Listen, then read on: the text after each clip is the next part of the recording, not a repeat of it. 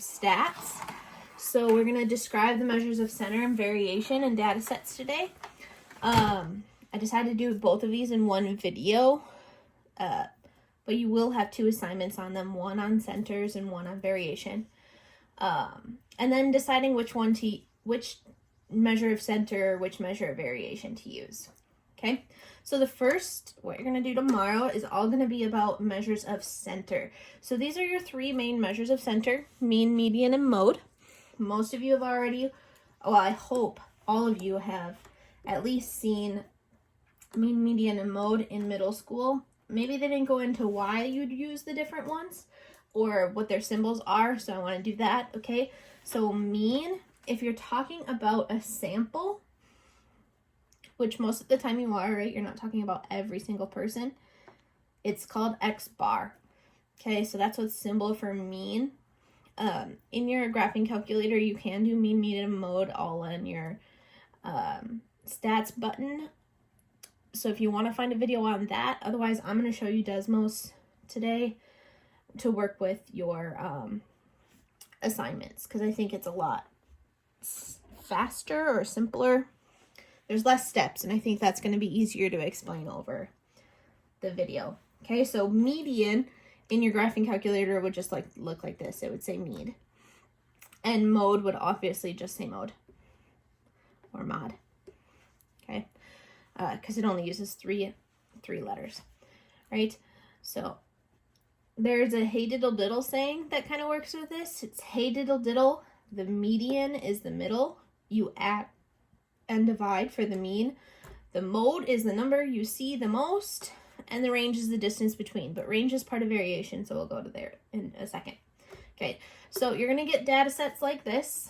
This is an amusement park, park's hours for students in the summer, what they pay them, hourly wages.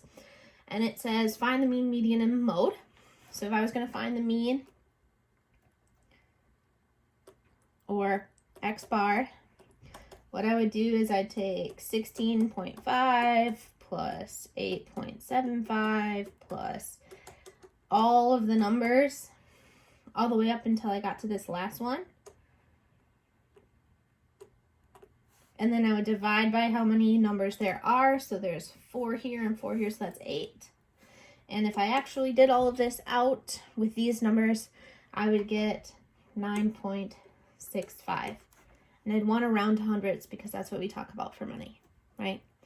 So now, if you notice, mean is a summation. You know, you're adding all of the numbers in the set together.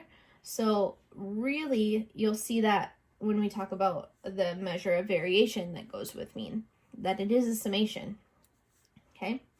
It's kind of cool how they mix together like that. You never really saw the summation notation until last section, but you've been doing summations for a really long time because you've been finding mean. Okay, then I would look at the median. How I would do the median is I'd want to put the numbers in order. So I'm looking through and I'm saying, okay, well, 8.25 is the lowest and there's 2 of them. And then I'd cross them out. And then I'd find the next lowest. Okay, that's 8.45. And then I'd keep going until I got to the highest number. So I'd have all of my data organized numerically, right? From lowest to highest. And then what I would do is I'd just start crossing off numbers until I got to the middle one, which for this data set would be between 8.65 and 8.75. So I would have to round that. So I would say this is going to be 8.70. It's really bad 8. Okay, 8.70. And then for the mode, I'd say, okay, well, which one's the most frequent number? Which one do I have? Well, I have that 8.25 twice. And that's the only one that repeats. So I would say my mode is my 8.25. Okay. I believe that you guys can do all of this. But if this data set wasn't 8, if it was like 50, you wouldn't want to take the time to do all of that. So what I would tell you to do is go to a graphing calculator. Okay, so Desmos is the online graphing calculator. You can get it on your phone. You can do, there's a lot of different ways you can use Desmos, but it is just a free calculator. So all you have to type in is desmos.com. I know we've used Desmos before, and you'll get a graph that looks like this. Now, this button right here, this plus button, is what you're going to want to go to. You're going to say plus, and you're going to want to add a table. So now it says X1, Y1. We only have one set of data that we're worrying about, so that's where we'll put it, okay? So I'm going to type in the 16.50. I'm going to move down 8.75, 8.65, 9.10. Then I'm going to look at my other ones, 8.25, and there's two of them. The other ones over here, 8.45 and 9.25. So it might take a little bit of time to add in all of your data set, but if you're only talking about one set of numbers, you only need to use X1, okay? You don't need to use Y1 as well. Now this is where you go here. It should say show keyboard. This is if you wanted to do squares or square roots or absolute values, you would do that, but that's only for functions. We can change this. So if you see that functions button, you just want to hit that. You want to go over to stat. Now you can totally find a whole bunch of different things. So we want to find the mean. So we hit mean.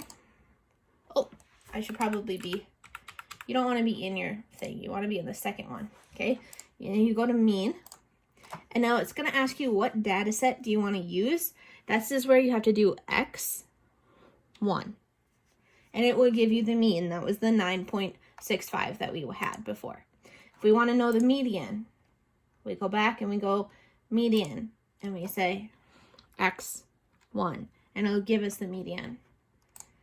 Right? We don't have to put the numbers in order. We just have to have them there. All of the ones there. Okay, and now we can also find the mode. Is mode on here? Actually, we don't have mode on here. It doesn't look like. We do have min and max, and we'll talk about these other ones, quartile, and quantile. Okay, so we'll talk about some more of these later. Nice thing is you can also do the total, which is just the summation, is 72.2. I think that's kind of cool. All right, so know that Desmos can help you do any of your stats as well. You just need to make sure you're in the stats part. Okay.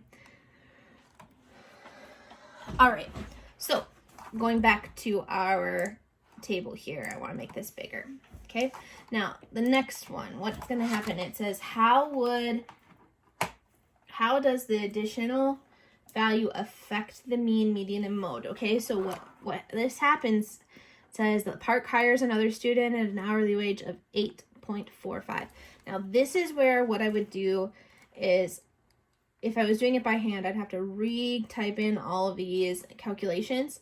8.45. That's all we have to add to this. So what I'm going to do is I'm going to go down and I'm going to add 8.45. And now if I didn't take this out, they're still going to be there. They're just going to recalculate that mean. So what's going to happen to our mean? It's going to go down to 9.5. So our mean goes down to 9.5. Mean, or X bar. And our median is going to actually, I think, go up. It goes, oh no, it doesn't. It does go down as well. 8.65. All right, so what happens to our mean and our median?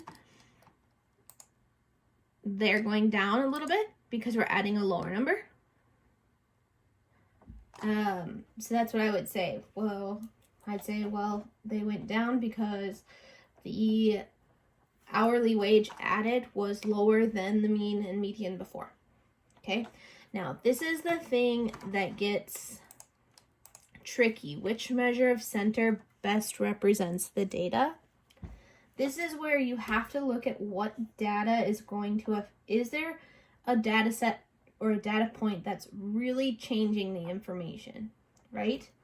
So if I was going to plot this out, if I was going to make like a histogram or something, or like a bar graph, that's another word for histogram. This would be, you can see that there's this one student who's really making this making the mean go a lot higher than the median, right? That's like a whole $1. And that's this guy, the $16.50 an hour, where everyone else is getting like 8 or 9, right? So a big way to look at this is, hey, there's an outlier. Outlier is just a number that is way different than the rest of the group. But another, which means that if I'm adding them all up and dividing, it's probably not going to give me the best measure of center. It's not saying, oh, okay, well, this is really average, 9.5.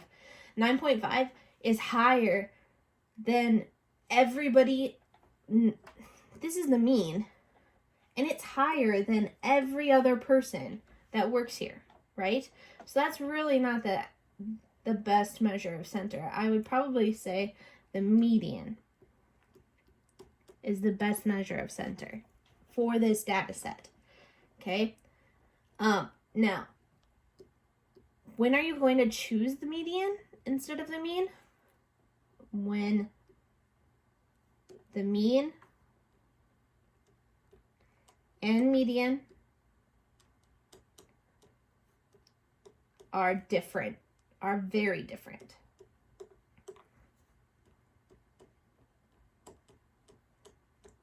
If they were only off by like 50 cents, then I'd probably use the mean, because the measures of variation that we can use with the mean are a lot more in depth. Okay, so if the mean and median are really far apart, you're going to want to use the median. If they're close, you're going to want to use the mean. So you pick mean if close to median.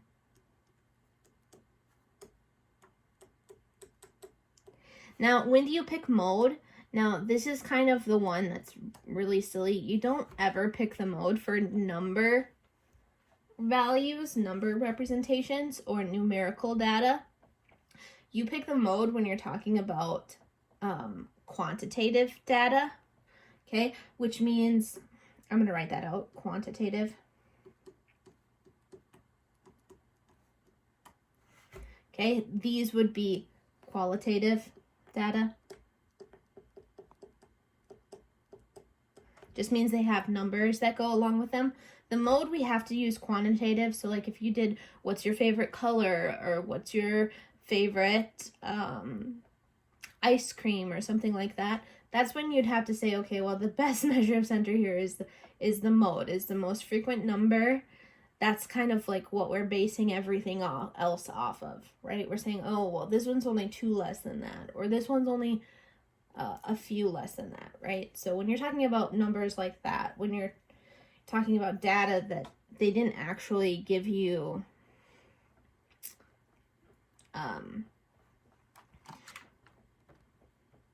a number value, okay? All right, moving on.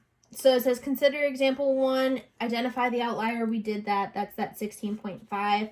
How does this outlier affect the mean, median, and mode? It's really making it a lot higher because it's higher than all of the data. And describe one possible explanation for this outlier. Okay, I could say they hired him as a manager.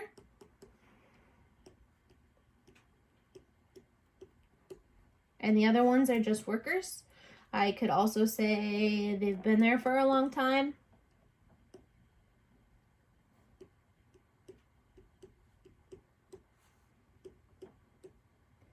Right? There's just going to be a lot of different ways you can say, hey, this person is getting paid a lot more money to work at this amusement park. It could even be because they're doing a more dangerous job, right? So for questions like this on your assignment, I am going to, I'm going to have like a multiple response or a drop down so that you are coming up with a value that's kind of consistent with your other peers, because there's a lot of reasons, right? So you're just going to pick whichever is the best reason for explaining an outlier. Okay. All right. I think this is all right.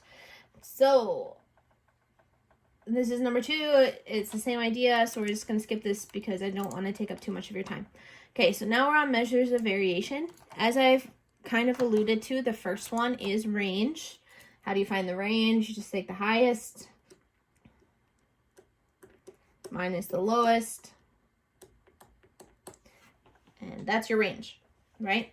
So if there are these 2 reality cooking shows, select 12 contestants each.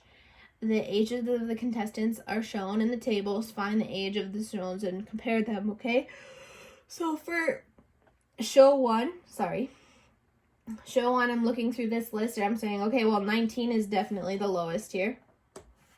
And the highest is 31. So from 19 to 31, I can just say 31 minus 19. That's 22. So that's my range. Okay, I'm going to do the same thing over here. Still looks like that lowest is 19, but the highest here is 48. So I do 48 minus 19.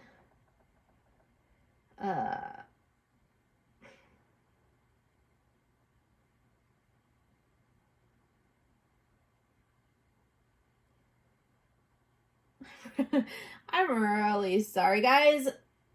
I don't think I did that right. This shouldn't be 22. This should be 12. Man, I'm looking at it like, what the heck is going on? Okay. 48 minus 19. What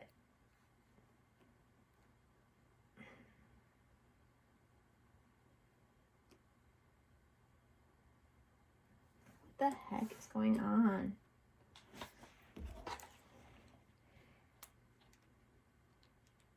No, it's okay. I'm sorry. I'm getting taken away from... It's 29. 29 plus 19 is 48. My cousins walked in. I'm sorry. So these are the 2 ranges that we'd be talking about with these 2 shows. And now you're going to compare your results. I would say show A has a much closer age range. Show B, maybe I'd say, is more inclusive.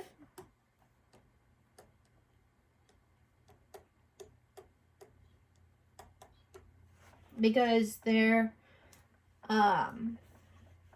range is wider.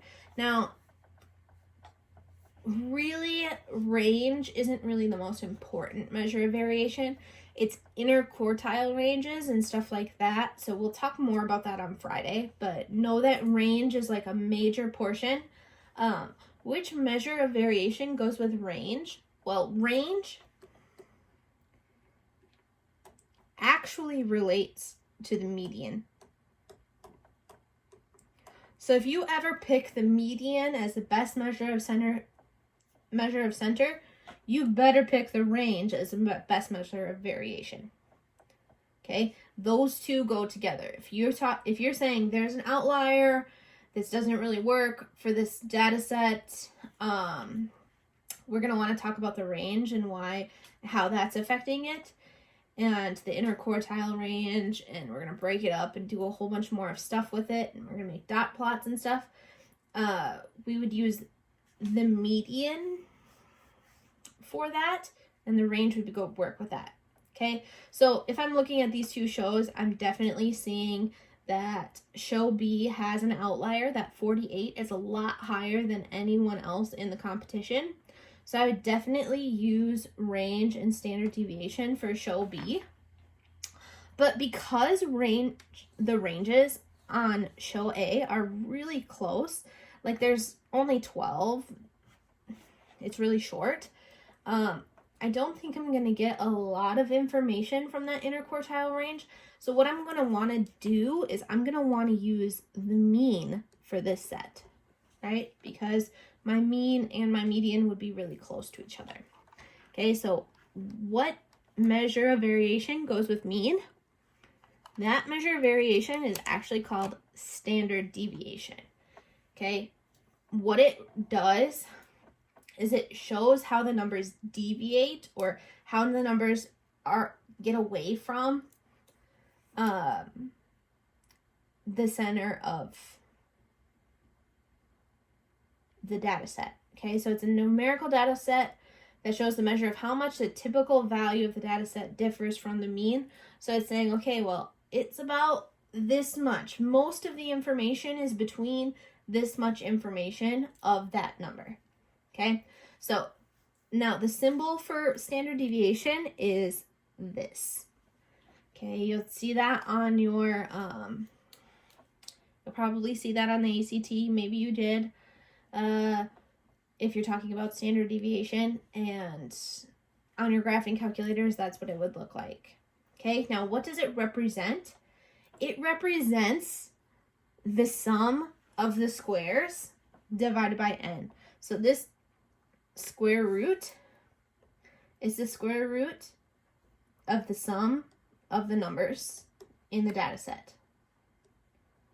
Equals 1 to n of x of n. Okay, so this is kind of what's happening here, right? Now, this is a process. It does take quite a bit of time. So the first thing you have to do is you have to find the mean, and then you have to find the deviations of each value from the mean. So you take each number and you subtract it from x bar, the mean. Then you have to square it because it, otherwise what you do if you're adding them all up together, you just get 0, because some of them are going to be less than the mean and some of them are going to be greater than the mean. So you have to square all of them, those numbers you get.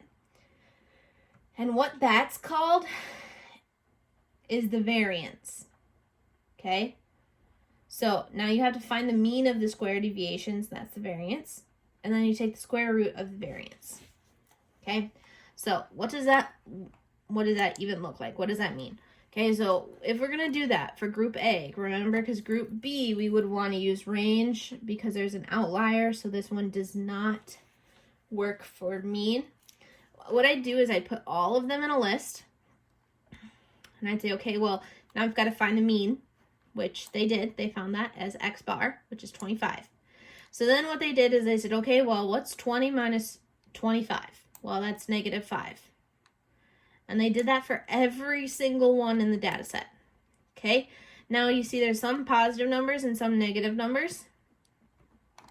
So we've got to cancel out those negatives by squaring all of them, and you'd get this.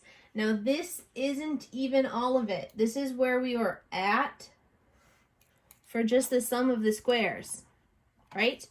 Then what we'd have to do is we'd have to add up all these numbers. So we'd have to do 25 plus 16 plus 36 plus all the way down to this last one plus 16 plus 36.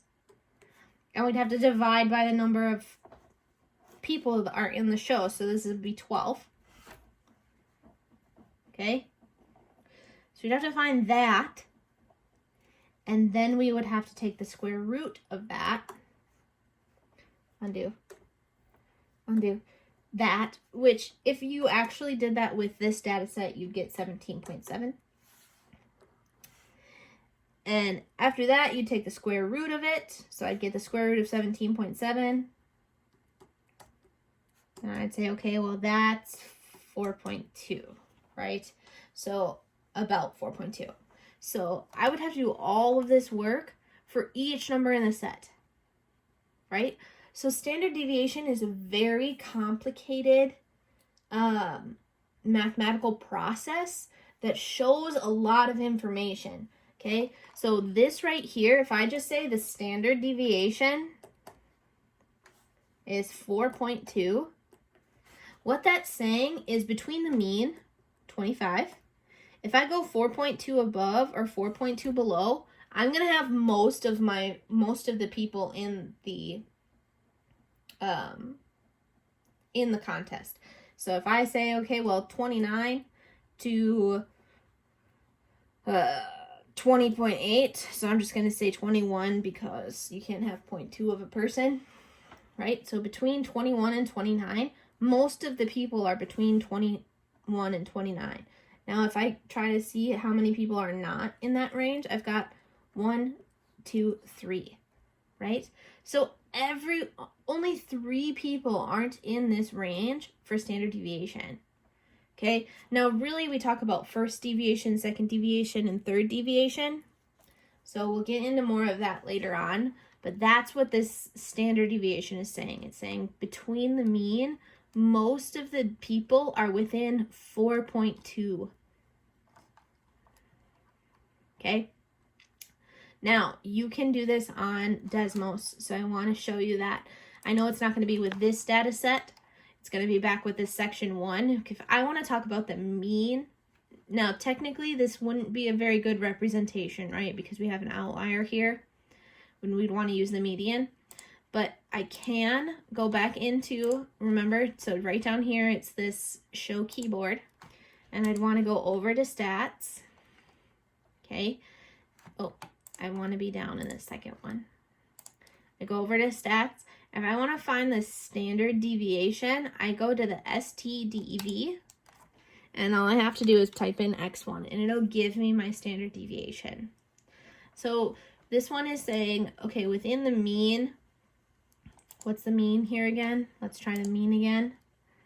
Mean of X1, right? So the mean is 9.5. Within $2, everyone should be within $2.60 of each other, right? So if I did that, I would say 9 plus 2.6. Well, I can actually do that here. I can say plus standard deviation of X1. So the highest somebody should be getting paid is 12. And if I wanted to know the lowest, I'd subtract. The lowest should be 6.8. Now, if you notice that, like, obviously everyone but this outlier is in that range, and the low end is actually a lot lower than anyone. Now, the reason for that is because of that outlier. If I took out the outlier and made this so that it was like a cohesive thing, you'd see, oh, they're within 30 cents of each other. Now, that makes a lot more sense, right? That's a lot better representation of what a good job, a good, like a fair paying job average would be, right? If we're all within 30 cents of each other, I don't feel like I'm doing a lot more than the other person and I'm getting paid differently, right? So that's kind of how this works. So again, you're going to want to use this for standard deviation because it does take a really long time. So again, functions, standard deviation is STDEV. And all you have to do to get the number to go down is just say X1. It'll know what you're talking about. Now, if you wanted to change it and you wanted to do a different set, you could just do Y1. You could put Z1 up here. If you exit this and then do a table again, oh, table, you'll see that this is X2. You're gonna have to change it to X2 or change this one to X2 or X1. You know, you can do whichever one. All right, that's what I have for you today. This is kind of what the rest of the class is gonna look like. So today we did notes on measures of center of variation. So on Tuesday, you're going to just tomorrow, you're just going to do measures of center. On Thursday, you're going to do measures of variation. On Friday, we're going to get into box and whisker plots, more of that interquartile range and what's really important there. So more about mean, median, and range. Okay. then we're gonna work and then you're gonna have that assignment that next Monday. So I think that's the 11th.